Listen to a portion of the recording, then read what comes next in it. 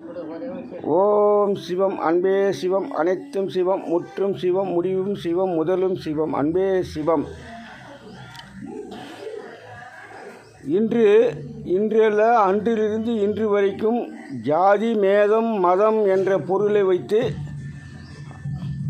ஆட்சியாளர்கள் வாழ்ந்து கொண்டு வருகிறார்கள்.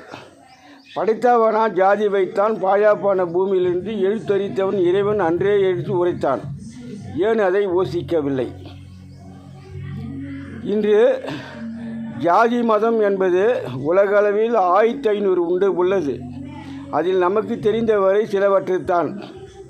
ஆனால் ஒவ்வொரு ஜாதிக்காரும் கையாளும் பொருள்கள் அனைத்து மதத்தாரும் கையாளும் பொருள்களும் அனைத்தும் பழமையானதும்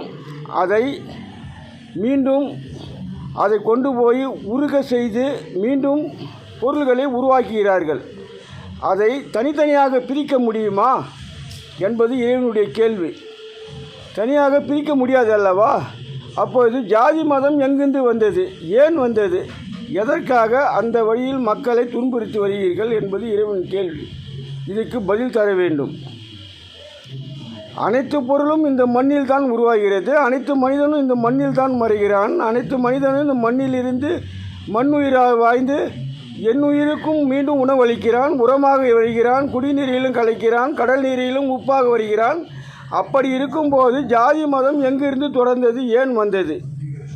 இந்த ஆட்சியாளர்கள் அன்றிலிருந்து இன்று வரை அவர்கள் வாழ்வதற்காக அவர் வகுத்த வகுப்பு இந்த மதத்தை கட்சி வழியில் தூண்ட செய்தார்கள். அதில் மக்களை தூண்டப்படுவது அது போர்க்களமாக முடியவில்லை என்று ஜாதி மதத்தில் தூண்ட செய்தார்கள். அதிலும் வேகம் குறைத்து வருவதனால் இப்போது மொழி வழியில் தூண்டப்படுகிறார்கள். அவர்கள் தூண்டப்படுவது எதற்காக?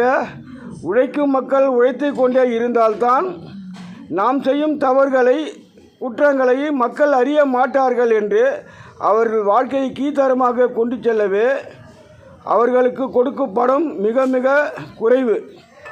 அதனால் அவர்கள் சமுதாயத்தில் அனைத்து மக்களுடன் வாழ்ந்து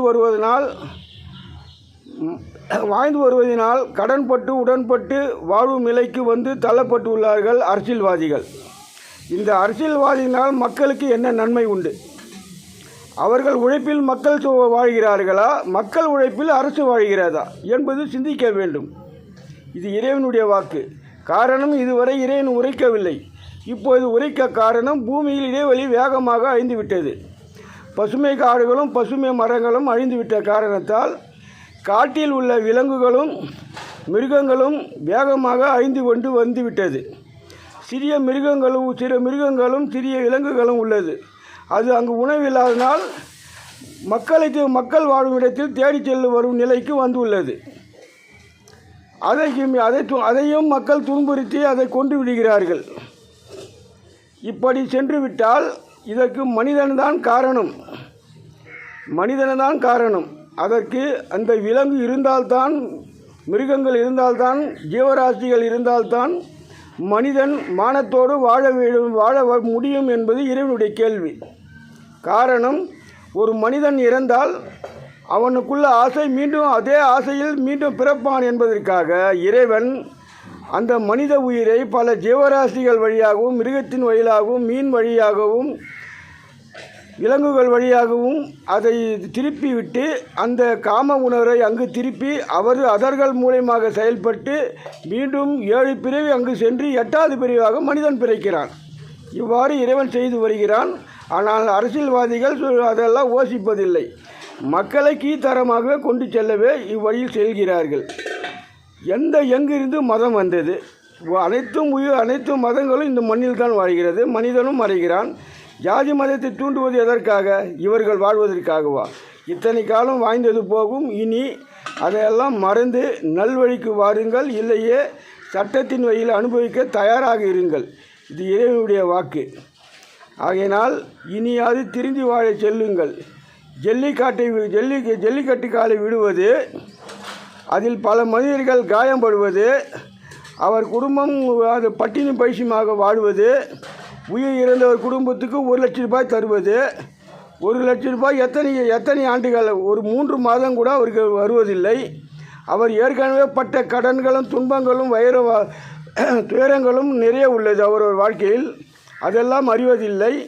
இதில் வேறு அரசு வேலை தருகிறாராம். அரசு என்றால் என்ன இவனு மடையனுக்கு தெரியாது. அரசு என்றால் மடையனுக்கு தெரியாது. அரசு என்றாலும் ஆண்டவனுக்கு சமம். இவன் ஆண்டவன் போல நடக்கிறான் மூடன். இவன் இச்சைக்கு விளையாடி கொண்டு வருகிறான். மோடி இவருடைய பணத்தை தரவில்லையாம். இவர் மம்முட்டியத்தை வெட்டினார். ஒரு நாட்டில் தொழில் வளம் அதிகமாக உள்ளது, ஒரு நாட்டில் விவசாயம் அதிகமாக உள்ளது. இங்கும் மக்கள் வாழ்கிறார்கள், அங்கும் மக்கள் வாழ்கிறார்கள். அந்த உணவுப் பொருள் இருந்தால் தான் தொழில் வள மக்கள் உண்டு வாழ்ந்து தொழில் செய்ய முடியும். இதை ஓசித்தானா இல்லை மனிதனை மடமையாக மூடன் செய்கிறானா தெரியலை. மோடி என் பணத்தை கொடுக்கவில்லைன்னு மக்கள் முன்னே மூட நம்பிக்கையில் உழைக்கிறான், மக்களை தூண்டச் செய்கிறான்.